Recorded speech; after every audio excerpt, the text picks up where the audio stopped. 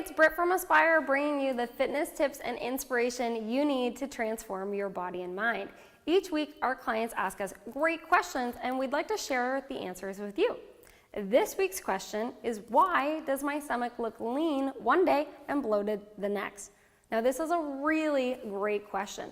Now, first, we must understand that when you say bloating, you mean discomfort, pressure, constipation, strained bowel movements, and if you aren't experiencing any discomfort and your digestion is normal, this is not bloating.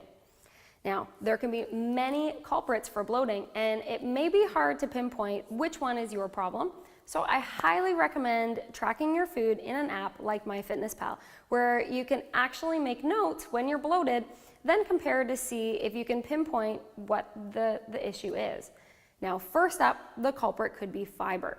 Too much or too little can lead to a buildup of gas in the stomach, and perhaps you've recently increased your vegetable intake, and this can cause bloating because your body may not be prepared for the high amount of fiber-rich vegetables. Or if you've recently started eating high-fiber protein bars like Quest or One bars, which yield roughly 15 to 20 grams of fiber per bar, this also could be the culprit because your body's not used to it. Next up, it could be artificial sweeteners.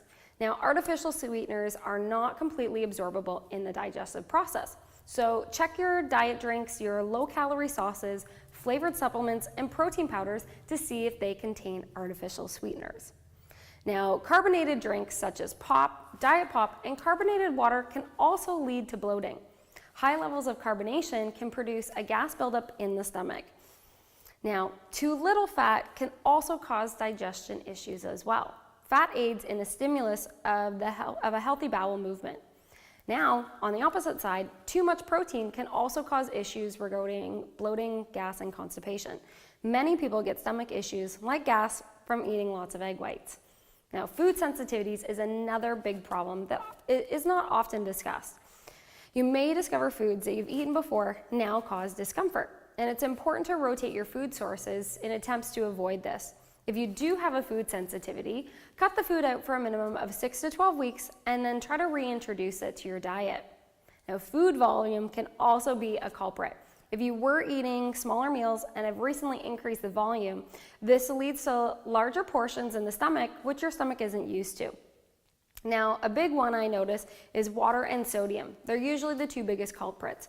Changes in water levels, both higher and lower, can cause stomach bloating, especially when you eat more or less sodium than normal. So for example, someone has Chinese food and they normally drink 3 liters of water, but because they're out for dinner, they only drink about 1.5 liters.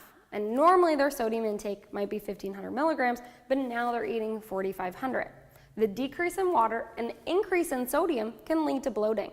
And this can also cause a change on the scale that most people think of as fat, but it's actually just an increase in water retention. Consistency is key when it comes to water and salt intake throughout the day.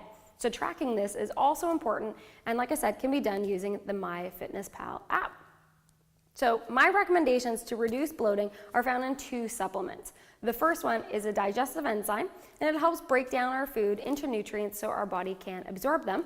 And the next one is probiotics, and probiotics are live bacteria that help keep your gut healthy. The next would be fiber powder, and it's a great addition if you're not getting enough fiber. The recommended daily amount of fiber is 25 to 40 grams a day, and again, tracking in an app like MyFitnessPal can help you determine if you're not eating enough fiber. So that is our tip of the day. I hope you guys enjoyed it, and catch us again for our next video with our answers.